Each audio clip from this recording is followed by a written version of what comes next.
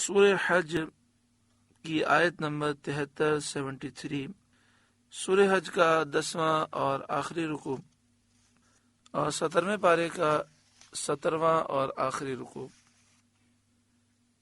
اللہ رب العالمین نے ارشاد فرمایا، یا ایھا الناس، اے لوگوں، ضرب مثل فاستمعوا لہ، ایک کہاوت فرمائی جاتی ہے، اسے کان لگا کر سنو، ایک مثال بیان کی جاتی ہے، اسے غور سے سنو اور اس میں خوب غور کرو۔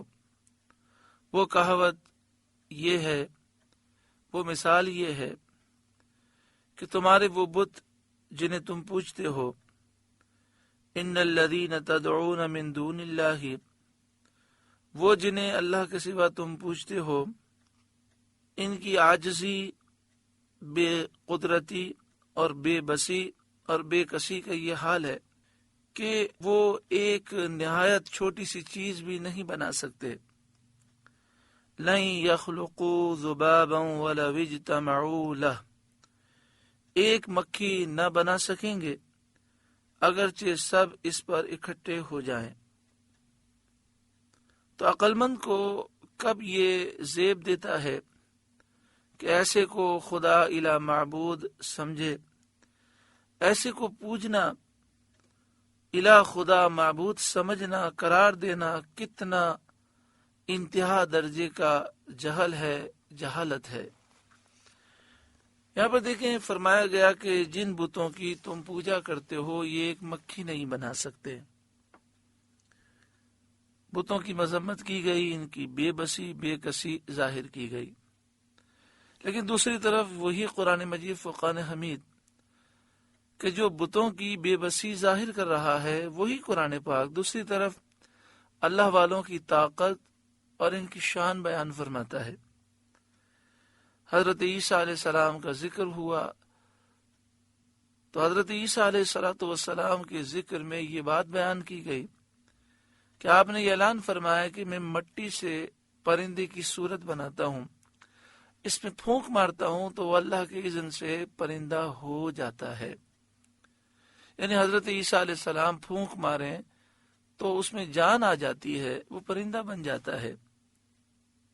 تو قرآن مجید فرقان حمید اللہ والوں کی شان بیان کرتا ہے، طاقت بیان فرماتا ہے اور بتوں کی مذمت فرماتا ہے۔ تو یہ جو نظریہ ہے کہ بت بے کس ہیں، بے بس ہیں، اس نظریے کو اللہ والوں کی شان پر فٹ نہ کیا جائے اور یہ سمجھا جائے کہ جس سے اللہ محبت فرماتا ہے، اللہ انہیں بڑی طاقتیں عطا فرماتا ہے۔ فرشتوں کو، انبیاء کو، اولیاء کو جو بے کس بے بس سمجھے وہ نادان ہے۔ پہلی بات تو یہ ہے کہ ہم مسلمان فرشتوں کو، انبیاء کو، اولیاء کو خدا الہ معبود نہیں سمجھتے۔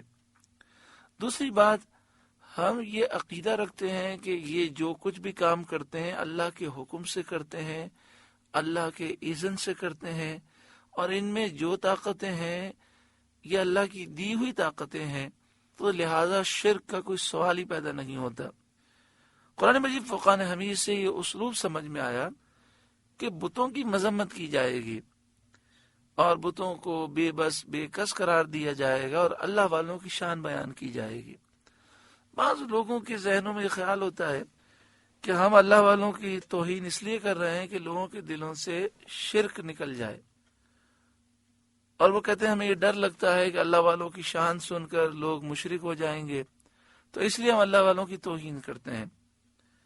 اب ذرا سوچیں کہ عیسائی تو حضرت عیسیٰ علیہ السلام کو اللہ کا بیٹا کہتے تھے، خدا کہتے تھے، الہ کہتے تھے، معبود کہتے تھے۔ شرک کا یہاں خوف ہی نہیں تھا، بلکہ وہ تو باقاعدہ شرک کرتے تھے۔ لیکن اس کے باوجود قرآن مجید فرقان حمید نے یہ نہیں فرمایا کہ عیسیٰ علیہ السلام کچھ نہیں کر سکتے، وہ بے بس ہیں، بے کس ہیں، بلکہ اللہ تعالیٰ نے ان کا عقیدہ درست کیا اور فرمایا تم اپنے عقیدے کی اصلاح کرو۔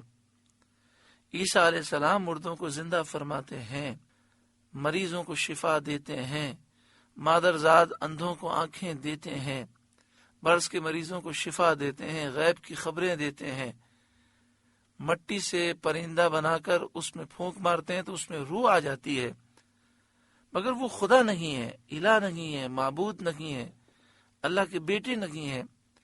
عیسیٰ علیہ السلام جو کام کرتے ہیں باذن اللہ کرتے ہیں، اللہ کے اذن سے کرتے ہیں، یہ اللہ کے پیارے ہیں۔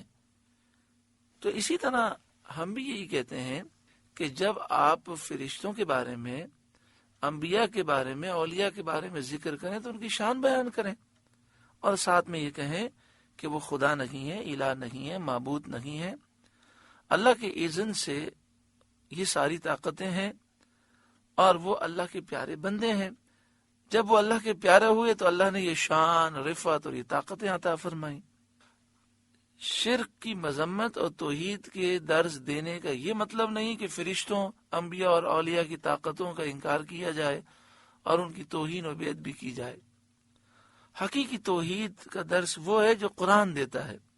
تو قرآن مجید فرقان حمید نے توحید کا یہ درس دیا کہ اے لوگوں، جن بتوں کو تم پوجتے ہو یہ تو سارے جمع ہو جائے تو ایک مکھی نہیں بنا سکیں گے، لیکن اللہ والوں کی شان دیکھو کہ جنہوں نے اللہ کی عبادت کی اور اللہ کو راضی کیا تو اللہ نے انہیں وہ مقام و مرتبہ دیا کہ حضرت عیسیٰ علیہ السلام پھونک ماریں، جو مٹی کا پرندہ ہے، مٹی سے پرندے کی صورت بنی ہوئی ہے، اس میں روح پڑ جاتی ہے اور جان آ جاتی ہے۔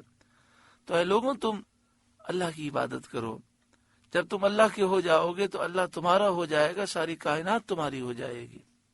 وَإِن يَسْلُبْهُمُ الذُّبَابُ شَيْئًا لَا يَسْتَنقِذُوهُ مِنْهُ، اور اگر مکھی ان سے کچھ چھین کے لے جائے تو اس سے چھڑا نہ سکیں۔ وہ شہد، زعفران وغیرہ جو مشرکین بتوں کے منہ اور سروں پر ملتے ہیں، جن پر مکھیاں ہوتی ہیں، تو اگر مکھی اس میں سے کوئی چیز لے جائے تو یہ بت اس سے چھڑا نہیں سکتے۔ ایک طرف قرآن بت کی بے بسی بیان فرماتا ہے اور دوسری طرف اللہ والوں کی شان بیان فرماتا ہے کہ حضرت سلیمان علیہ السلام کے حکم پر ہوا چلتی تھی۔ اللہ تعالیٰ نے پوری دنیا کا نظام آپ کے اختیار میں دیا، اور اللہ تعالیٰ نے آپ کو یہ اختیار دیا، جسے آپ دینا چاہیں دیں، جس سے آپ روکنا چاہیں روکیں۔ اللہ تعالیٰ اپنے نیک بندوں کو مقام و مرتبہ عطا فرماتا ہے۔ ضعف الطالب والمطلوب، کتنا کمزور چاہنے والا اور وہ جس کو چاہا گیا۔ طالب بھی کمزور ہے، مطلوب بھی کمزور ہے۔ ایک تفسیر کے مطابق طالب سے مراد بت کا پجاری ہے، پوجا کرنے والا ہے، اور مطلوب سے مراد بت ہے۔ تو بت بھی کمزور، اور یہ مشرک جو بت کی پوجا کرتا ہے یہ بھی کمزور ہے۔ بعد نے کہا کہ طالب اور مطلوب سے جو مراد ہے وہ مکھی اور بت ہے۔ مکھی بھی کمزور، بت بھی کمزور ہے۔ ما قدر اللہ حق قدرہ، اللہ کی قدر نہ جانی جیسی چاہیے تھی اور اس کی عظمت نہ پہچانے۔ جنہوں نے ایسوں کو اللہ کا شریک کیا جو مکھی سے بھی کمزور ہیں، انہوں نے واقعی اللہ تعالیٰ کی شان کو نہ سمجھا۔ معبود وہی ہے جو قدرت کاملہ رکھے۔ ان اللہ لقوی عزیز، بے شک اللہ قوت والا غالب ہے۔